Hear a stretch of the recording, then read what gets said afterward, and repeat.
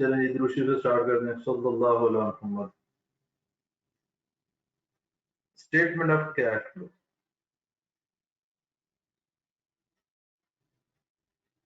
Statement of cash flow क्या है? ये सिंपल एक रिकंसिलिएशन है। मिसाल के तौर पे अगर एक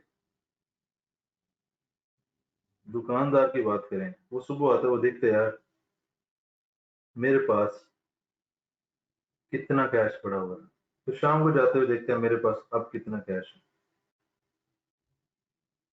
ये दरमियान में हुआ, उसने बहुत सारी चीजें परचेज की होंगी जिससे कैश गया होगा, बहुत सारी जगहों से कैश आया होगा, लेस किया, जो कैश आया है वो ऐड किया,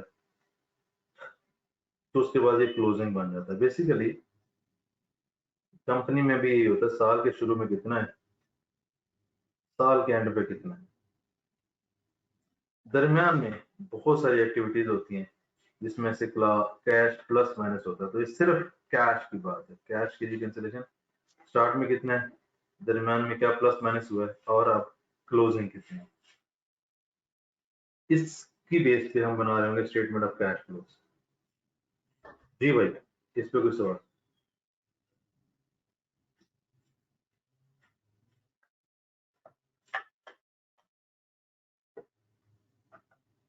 हेलो, ओए हाँ हूँ कर दो। नो सर, कोई क्वेश्चन नहीं है। ओके,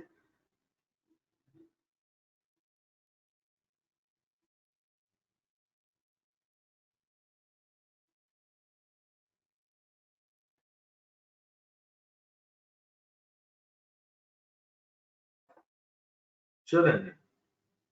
अब ये जो मैंने बात की ब्रॉड डाउन कैरेट डाउन, इसमें आता क्या क्या है, कंपनीज के पॉइंट ऑफ व्यू से बात करते हैं। कैश इन हैंड आता है, कैश एट बैंक आता है,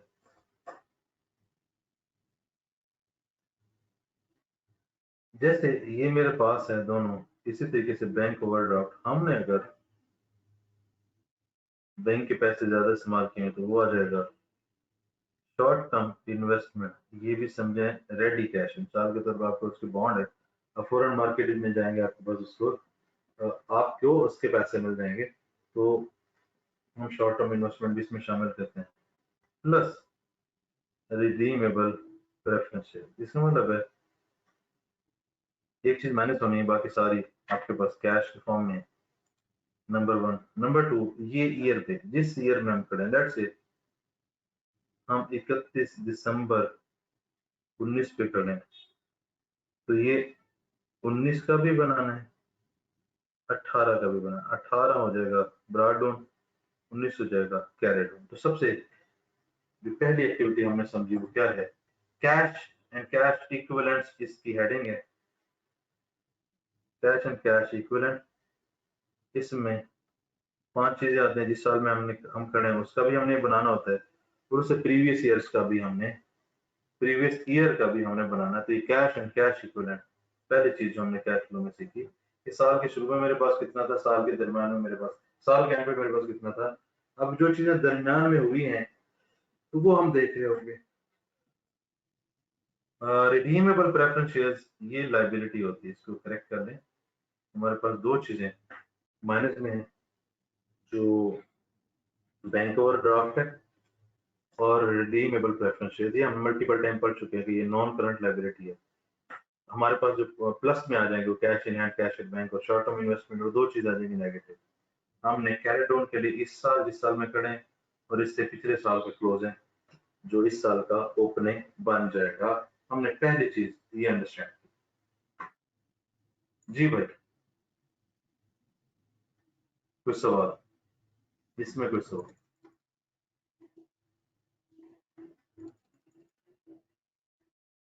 जी, तो कोई सवाल है? मुंडियो किधर टुर गए हो, आवाज आ रही? हेलो, नो सर, कोई क्वेश्चन नहीं। ओके, हमने ये सीख लिया कि साल के शुरू में कितना कैश है, साल के एंड पे कितना कैश है। अब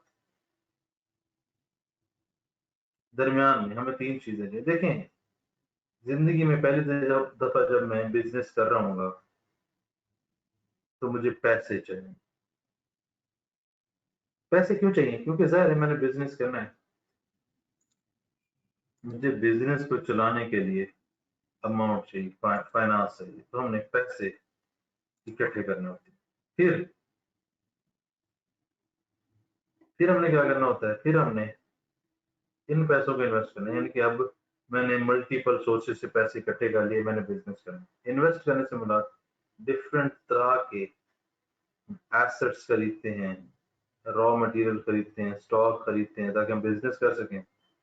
पैसे मुझे अपना भी कैश हो सकता है, बैंक में हो सकता है, कोई मैं प्रॉपर्टी बेच सकता हूँ, मैं शेयर इशू कर सकता हूँ, बॉन्ड्स इशू कर सकता हूँ, डिफरेंट तरीके हैं, लोन ले सकता हूँ। ये मेरे पास इससे कैश आ जाएगा जिससे मैंने बिजनेस चलाना है। अब मैंने बिजनेस चलाना है तो जाहिर सी बात है मुझे मल्टीपल टाइप के एसेट चाहिए, रॉ मटेरियल चाहिए, स्टॉक चाहिए, डिफरेंट चीजें चाहिए जिससे मैंने बिजनेस चलाना है। तीसरा क्या होता है?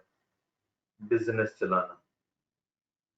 अब यहाँ पे पैसे आ रहे होंगे, यहाँ से पैसे लग रहे होंगे, यहाँ से पैसे आ रहे होंगे, ये वो तीन एक्टिविटीज हैं जो दरमियान में होंगे।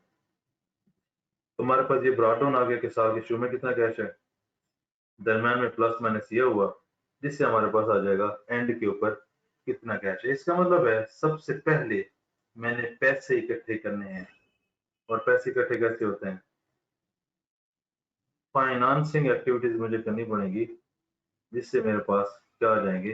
पैसे आ जाएंगे, जिससे मैं अपना बिजनेस स्टार्ट कर सकता हूँ। जी भाई।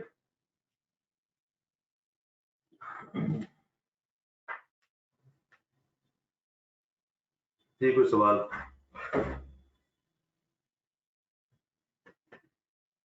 हेलो, अब बोलिया करो। No sir. फाइनेंस मैंने रेज करना है, मैं मल्टीपल काम कर सकता हूँ। मैं शेयर्स इशू कर सकता हूँ, बॉन्ड्स इशू कर सकता हूँ, डिबेंचर इशू कर सकता हूँ, लोन नोट इशू कर सकता हूँ। इसका मतलब कुछ डॉक्यूमेंट्स मैं इशू कर सकता हूँ जिससे लोग मुझे पैसे दे रहे होंगे, प्लस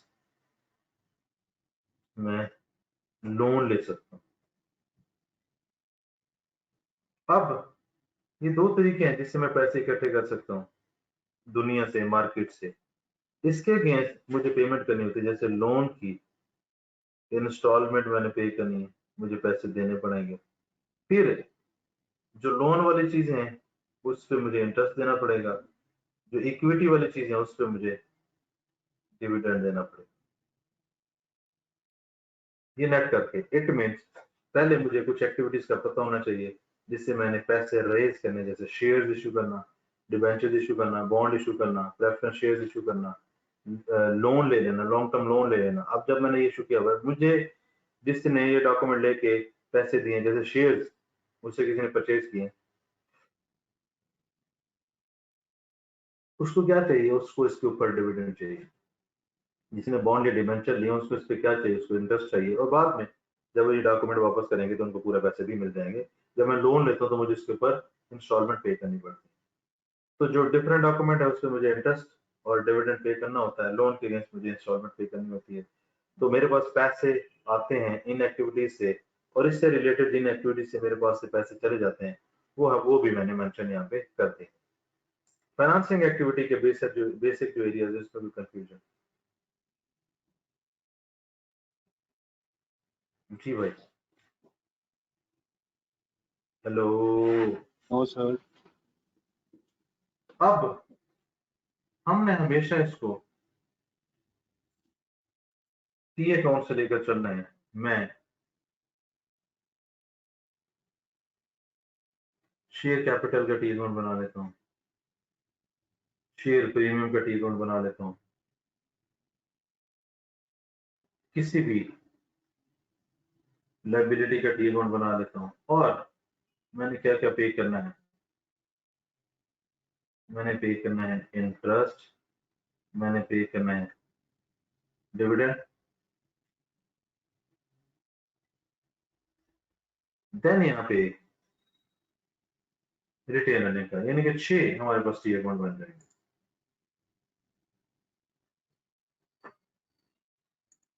अब लॉजिक समझते हैं कैसे बोला कि यार जब मैंने ये साल शुरू किया तो मेरे पास इस साल के शुरू में शेयर कैपिटल था, साल के एंड पे भी शेयर कैपिटल था। तो जब मैं अगर 2019 के एंड पे खड़ा हूँ, एक इसका बैलेंस होगा और एक पिछले साल का बैलेंस होगा। पिछले साल का बैलेंस क्या आ जाएगा? Brought down carry down. इसका मतलब हमें ब्रॉड डाउन कैरी डाउन से तो कोई मसला नहीं होगा।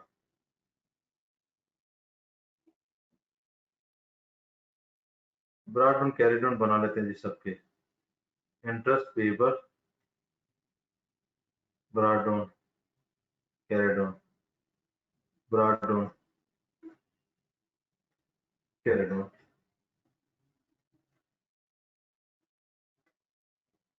Brought down carry down. Okay, इसका मतलब है शेयर जैसी चीजें, लाइबिलिटी जैसी चीजें और इनके ऊपर जो इंटरेस्ट और डिविडेंड देना है वो और रिटेन देना, ये हम फाइनेंसिंग में बना रहे हैं। अब खुद सोचें, अगर साल जब शुरू हुआ मेरे पास शेयर कैपिटल 100 का था और एंड पे 110 का हो गया, इसका मतलब मैंने न्यू इश्यू किया है।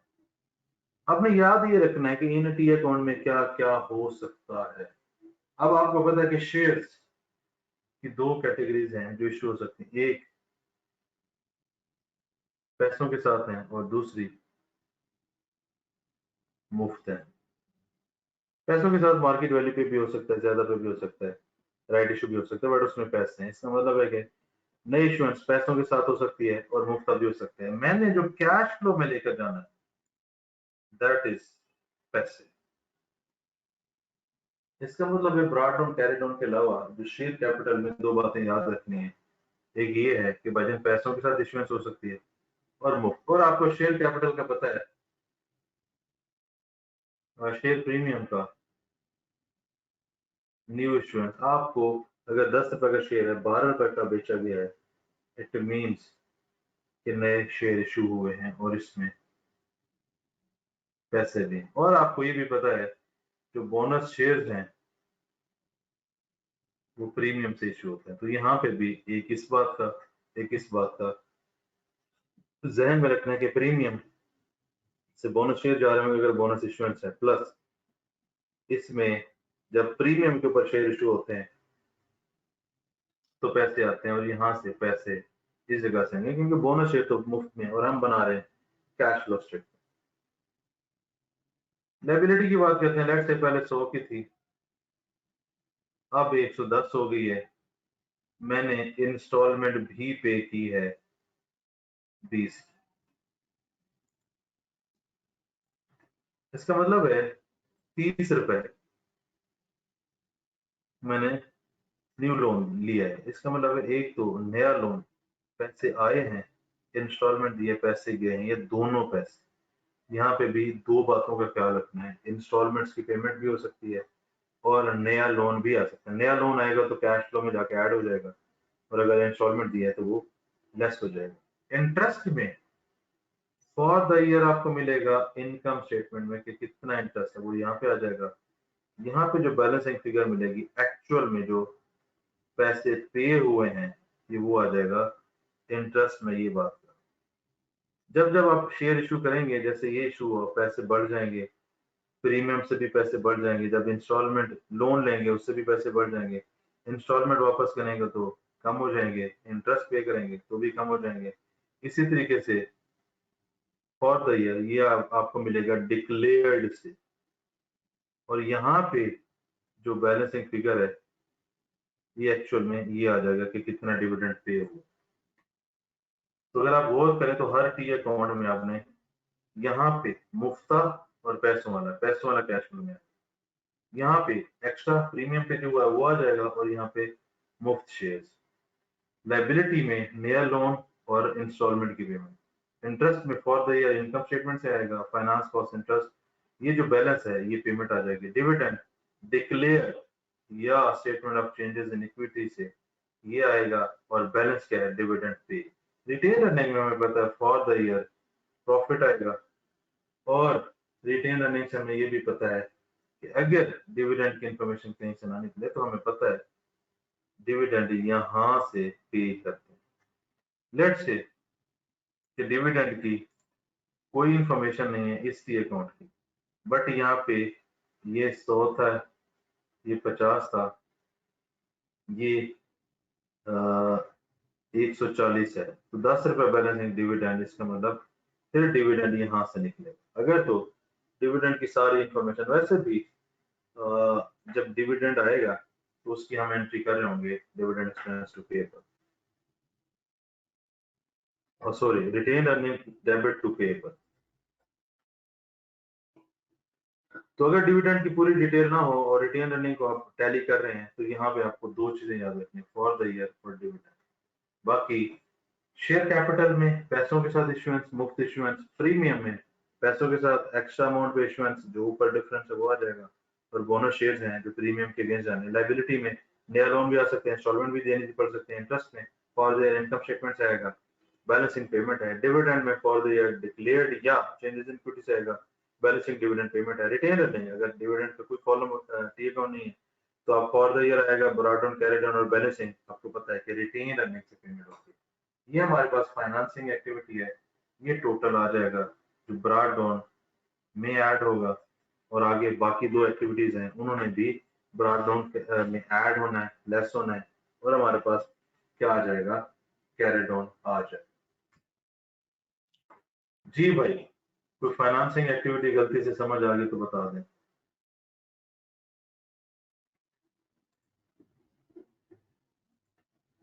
स्टूडेंट्स को लगता है मूड नहीं है, स्टूडेंट्स तो लीव करके जा रहे हैं, बस बात कर दें।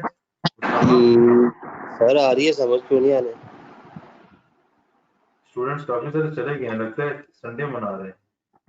टीचर तो मेरा भी यही आए ख्याल हैं और स्टूडेंट जो है ना। हाँ जी, कैसे समझ आया फाइनेंसिंग एक्टिविटीज? सही समझ आ गया सर, क्लियर है चले जी। सर। लेकिन अगर टी अकाउंट ना बनाए, डायरेक्ट कैलकुलेशन यार करें। वो फंस जाओगे बना लें, फंस जाओगे आप। सही हो गया। अब हम चलते हैं इन्वेस्टिंग एक्टिविटी। हमने पैसे इकट्ठे कर लिए, हमने समझ लिया कि कहाँ कहाँ से पैसे आने हैं। अब हमने डिफरेंट तरह की इन्वेस्टमेंट करते हैं। मिसाल के तौर पे हमने परचेज करनी है बहुत सारी चीजें, जैसे प्रॉपर्टी, प्लांट एंड इक्विपमेंट हमने बहुत सारे परचेज करने। हमने इंटेंजिबल एसेट बहुत सारे परचेज करने। इसके अलावा और बड़े डिफरेंट तरह के लॉन्ग टर्म एसेट हो सकते हैं जो हमने परचेज करने। जो जो हम एसेट परचेज कर रहे होंगे उसकी एक सेपरेट लाइन बन जाए, उसकी एक सेपरेट लाइन बन जाएगी। ओके, यानी कि मल्टीपल टाइप के पैसे जो बिजनेस चलाने के लिए आपको चाहिए, बिजनेस चलाने के लिए आपको चाहिए। बिल्डिंग चाहिए, गाड़ियां चाहिए, एसी चाहिए, लैपटॉप चाहिए, पीसी चाहिए, डिफरेंट तरह के एसेट्स हैं, फर्नीचर चाहिए। इससे आपने अपना बिजनेस रन करना है। इसके अलावा आपको रॉ मटेरियल चाहिए, आपको स्टॉक चाहिए, बहुत सारी चीजें हैं। और जब इसके अलावा पैसे बच जाएंगे तो हम क्या कर रहे होंगे, हम डिफरेंट जगहों पे इन्वेस्टमेंट करते हैं कि उससे भी हमें पैसे आते हैं। लेट्स से किसी कंपनी के शेयर्स खरीद लिए, बॉन्ड्स खरीद लिए, डिबेंचर्स खरीद लिए, डिफरेंट तरह की चीजें खरीद लेंगे, या तो प्रॉपर्टी खरीद के रख लेंगे, या हम कोई कोई भी इन्वेस्टमेंट कर लेंगे। इस तरीके से हमने ये पैसे इन्वेस्ट कर देने। इसके अलावा आप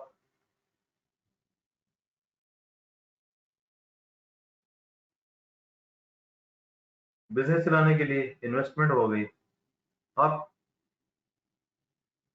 पैसे हैं, आप एडवांसेस भी लोगों को दे सकते हैं। फिर इसमें ना गवर्नमेंट ग्रांट भी आता है। अगर आपको ग्रांट मिली है तो ऐड हो जाएंगे, आपने रीपे किए तो लेस हो जाएंगे। इन्वेस्टमेंट में आप लॉन्ग टर्म डिपॉजिट भी करवा सकते हैं, जैसे सेविंग अकाउंट्स होते हैं। इसका मतलब है कि जब आपने पैसे जोड़ लिए, इकट्ठे कर लिए, फाइनेंस रेज कर लिया, आपने मल्टीपल टाइप के एसेट्स लेने और बाद में फिर मजीद पैसे बच गए तो डिफरेंट तरह की इन्वेस्टमेंट्स कर लेंगे। अब जैसे ये मैंने परचेज करना है, ये इन्वेस्टमेंट करनी है, तो मेरी जेब से पैसे चले जाएंगे। जब मैं इनको सेल करूंगा, इन्वेस्टमेंट मैंने सेल की, मेरे पास पैसे आ गए। नॉन करंट एसेट मैंने सेल किया, तब मेरे पास पैसे आ गए। अब मैंने इन सबको जोड़ना है, तो मेरे पास इन्वेस्टिंग एक्टिविटीज का टोटल आ जाएगा। मेरे पास पहले फाइनेंसिंग का टोटल आ चुका है, ओपनिंग में फाइनेंसिंग और इन्वेस्टिंग ऐड करूंगा तो मैंने क्लोजिंग की तरफ मूव कर लेना। अब यहाँ पे जो हमने टी अकाउंट बनाने हैं दोस्तों, एक हमें प्रॉपर्टी प्लांट एंड इक्विपमेंट का बनाना है, एक कोई भी asset, any other asset, plus यहाँ पे आप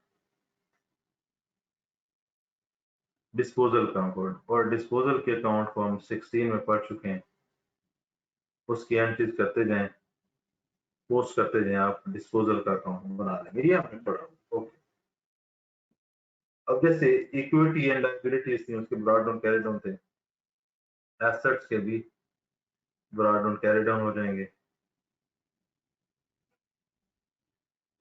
और ये आपको डिस्पोजल पता है, इस पर हम डिस्कशन नहीं कर रहे होंगे। Property plant and equipment, let's say मैं कहता हूँ जी ये आई स्पोर्ट, ठीक है, एक हम बना लेते हैं एनी अदर एसेट। यहाँ पे मेरे पास रीवैल्यूएशन आता है, यहाँ पे मेरे पास फेयर वैल्यू गेन आता है।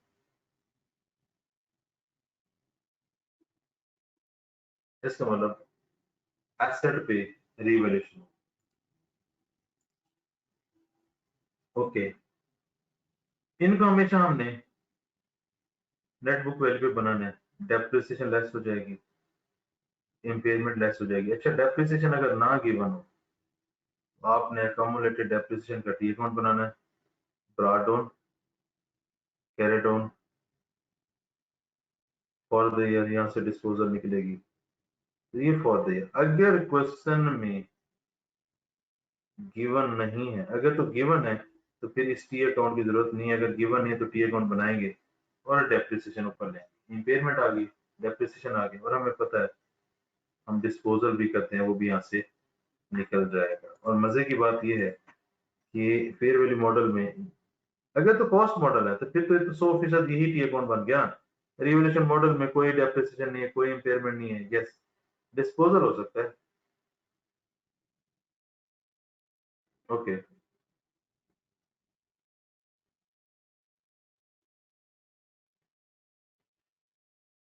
अच्छा जी। अब आपको पता है कि हमने एक ट्रांसफर की गेम पढ़ी थी। मिसाल के तौर पे एक एसेट मेरा 40 से निकलता है और 16 में आ जाता है। कभी कभी ऐसा भी होगा, एसेट 16 से निकलता है और 40 में आ जाता है। अब इस पूरी गेम में जो कैश है, अभी तक कैश नहीं आया।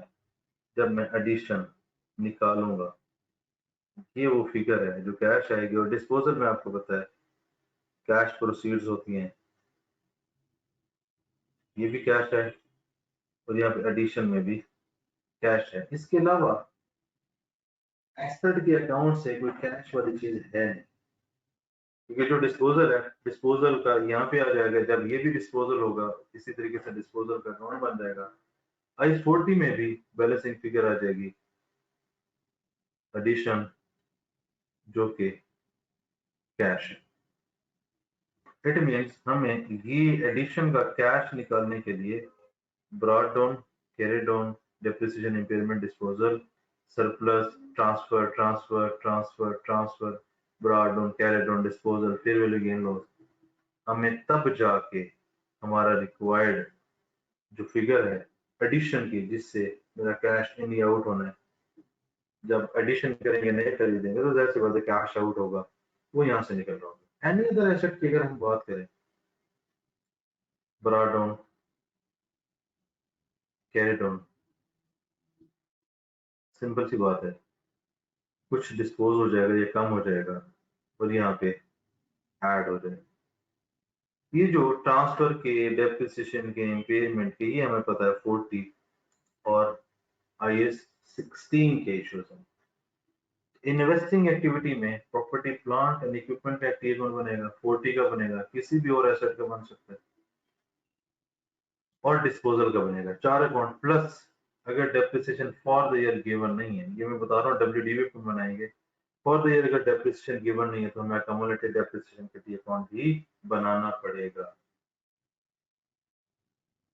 जी भाई, गलती से कुछ समझ आ गया तो बता दें।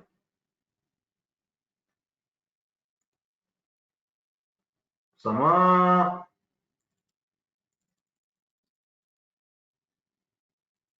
उसामा भाई, सर म्यूट हो जाता है बार बार। हाँ क्लियर जी, है सर, समझ आ गया। कुछ समझ आ रहा है? कोई मतलब क्लैरिटी आ रही है कि करना क्या है? हाँ जी अरीबा जी सर, आ रही है। जी, मानूर, सुभान, शाम एमन, Syed.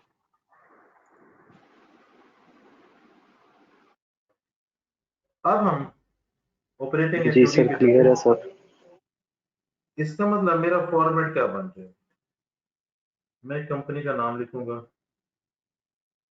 Statement of cash flow, ये पूरा लिखना है आप लोगों ने।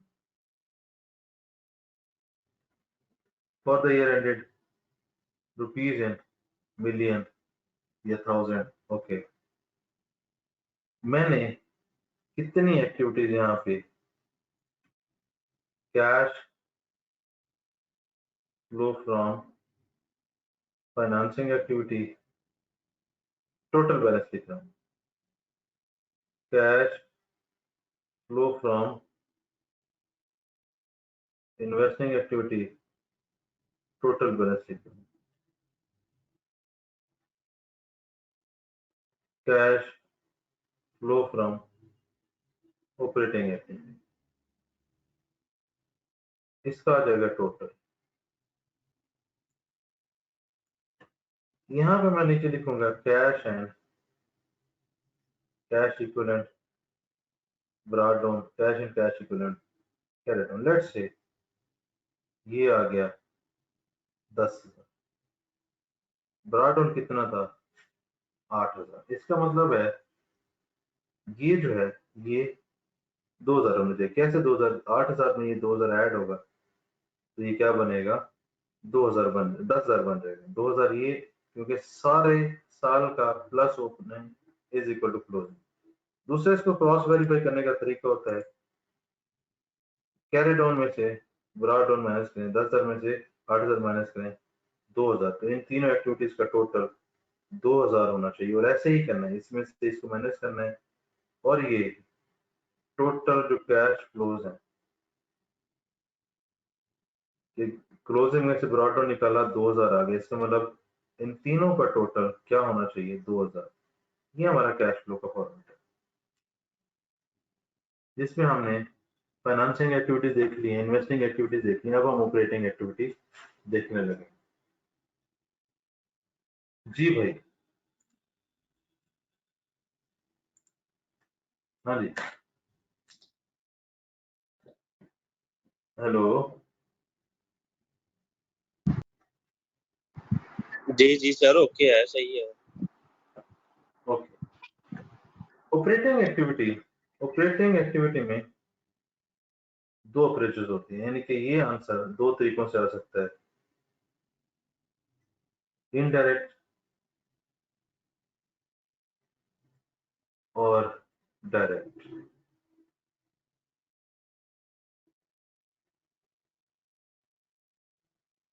जब जिंदगी में वो कभी मेंशन करे कि डायरेक्ट अप्रोच से कैश फ्लो बनाए, इसका मतलब सिर्फ ये एक्टिविटी डायरेक्ट अप्रोच से बनेगी। जब वो कभी भी मेंशन ना करे, आपने इनडायरेक्ट के साथ जाना है। अगर वो इनडायरेक्ट मेंशन कर दे तो हमने तो वैसे इनडायरेक्ट के साथ करना। इनडायरेक्ट में क्या होता है, प्रॉफिट बिफोर टैक्स, और ये हमने इनकम स्टेटमेंट से पढ़ना। प्रॉफिट बिफोर टैक्स, याद रखिएगा ये बिफोर टैक्स, बिफोर टैक्स है, आफ्टर टैक्स नहीं, बिफोर टैक्स। अब मुझे पता है कि ये जो इनकम स्टेटमेंट में प्रॉफिट बिफोर टैक्स, इसमें बहुत सारी ऐसी इनकम या एक्सपेंसेस हैं जो कि नॉन कैश।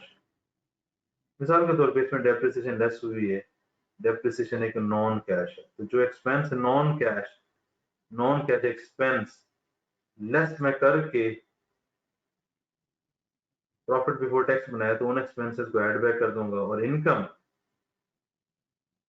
जो मैंने ऐड की हुई है जो नॉन कैश है, जैसे gain on disposal, non cash, वो लेस कर दूंगा। ये सारी एडजस्टमेंट्स, इसकी मैं एक लिस्ट बना देता हूँ, इसमें क्या क्या हो सकता है। Depreciation, amortization, impairment, gain loss on disposal, fair value, gain loss, grant income,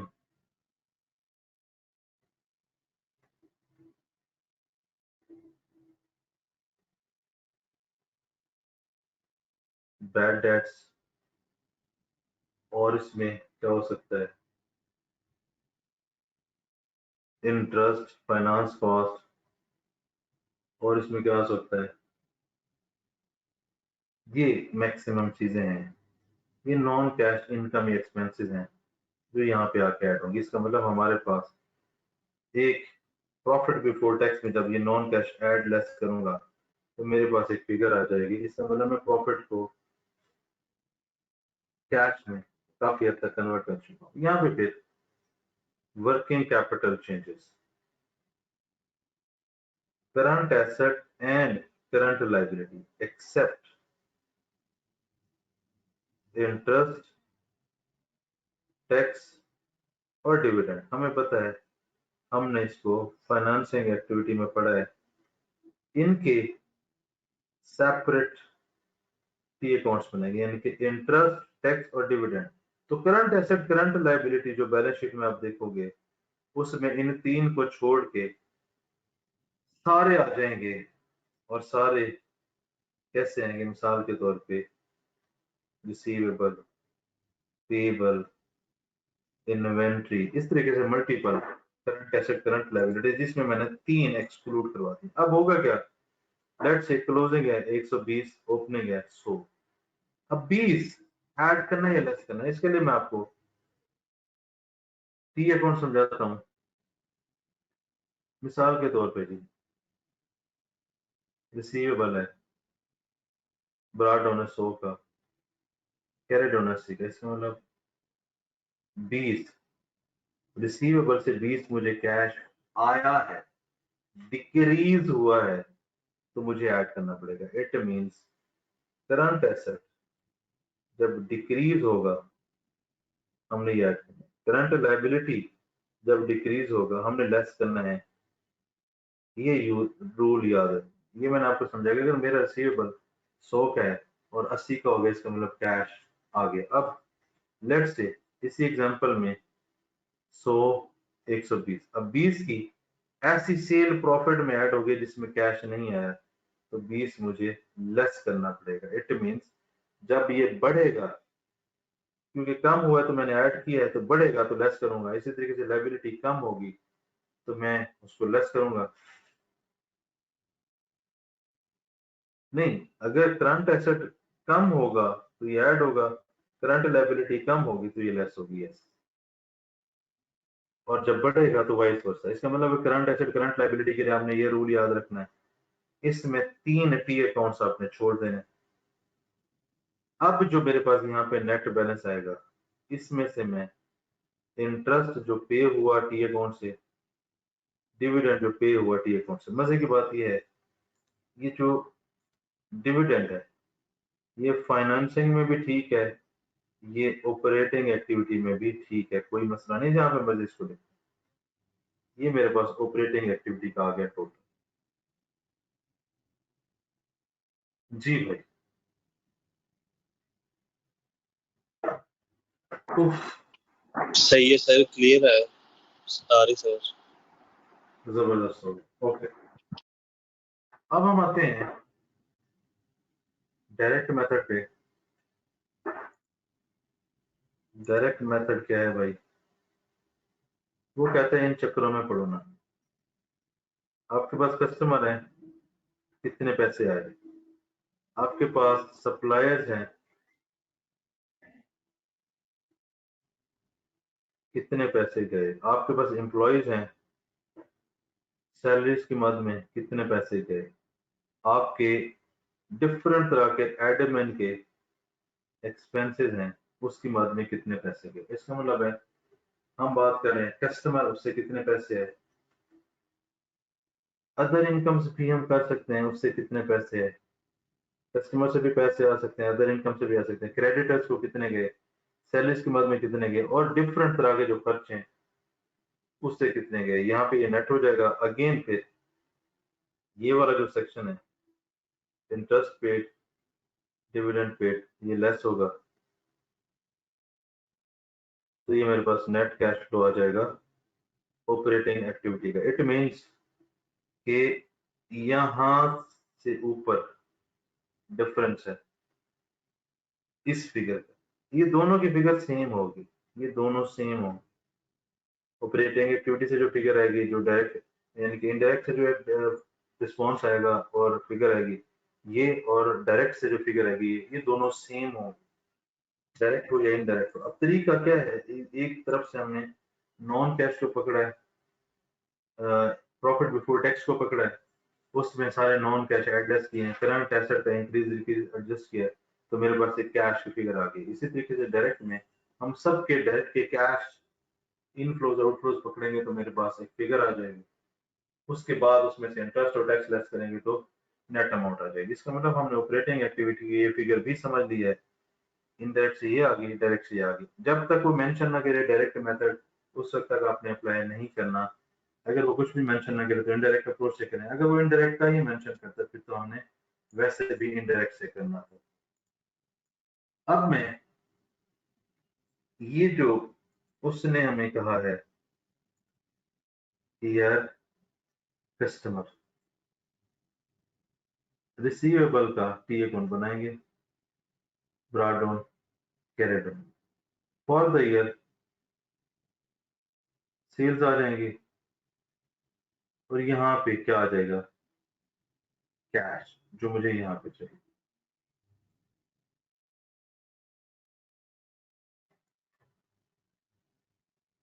किसी भी तरह की अदर इनकम के लिए brought down, carried down, for the year income आ जाएगी, कैश आ जाएगी। इसका मतलब ये दोनों सेम अप्रोच है। फिर हम किसी भी एक्सपेंसेस, जैसे सैलरीज हैं, जैसे एक्सपेंस हैं, brought down, carried down, for the year है, कैश आ जाएगा। कोई भी एक्सपेंस, इसका मतलब है इनकम और एक्सपेंस के लिए तो गेम है सेम। अब सप्लायर के लिए आपको याद रखना पड़ेगा, सप्लायर के लिए आपको इन्वेंट्री का अकाउंट बनाना पड़ेगा, brought down, carried down, brought down, carried down. Inventory के अकाउंट में आप क्या करोगे? Cost of sale income statement से लाओगे, यहां से परचेजेस की फिगर निकलेगी, इसको उठा के यहाँ पे पुट करोगे तो आपको कैश मिलेगा। इसका मतलब है इनकम और एक्सपेंसेस, ये और ये और ये एक ही अप्रोच पे है, ये टी अकाउंट भी एक अप्रोच पे है। ये वाला जो फॉर द ईयर है, फर्क सिर्फ ये है कि ये कहाँ से आएगा? इन्वेंट्री के टी अकाउंट से। तो ये 5 टी अकाउंट्स आपने ध्यान में रखने हैं कि आपने किस तरीके से इन टी अकाउंट्स को बनाना है। तो आपके पास डायरेक्ट अप्रोच से कस्टमर से कितने पैसे आने, अदर इनकम से कितने पैसे जाना है, सैलरी एडमिन को कितने पैसे जाने हैं, क्रेडिटर्स को कितने पैसे जाने हैं आपके पास पी अकाउंट से बैलेंसिंग फिगर निकल आएंगे। डायरेक्ट अप्रोच आपने उसी वक्त यूज करनी है जब वो मेंशन करे कि डायरेक्ट अप्रोच से इस सवाल को हल करें। इसका मतलब है जब आप इनकम स्टेटमेंट देखोगे, जब आप देखोगे इनडायरेक्ट अप्रोच में आपने नॉन कैश एक्सपेंस या इनकम देखनी है। डायरेक्ट अप्रोच में आप फॉर द ईयर सेल उठाओगे, for the year cost of sale उठाओगे, फॉर द ईयर सारे तरह के एक्सपेंसेस उठाओगे, फॉर द ईयर सारी तरह की इनकम उठाओगे। और ये फॉर द ईयर वाली कहाँ पे जाएंगी? सेल ये आ गई for the year, other income for the year ये आ गई, cost of sale for the year ये आ गई, डिफरेंट तरह के एक्सपेंसेस फॉर द ईयर ये आ गए।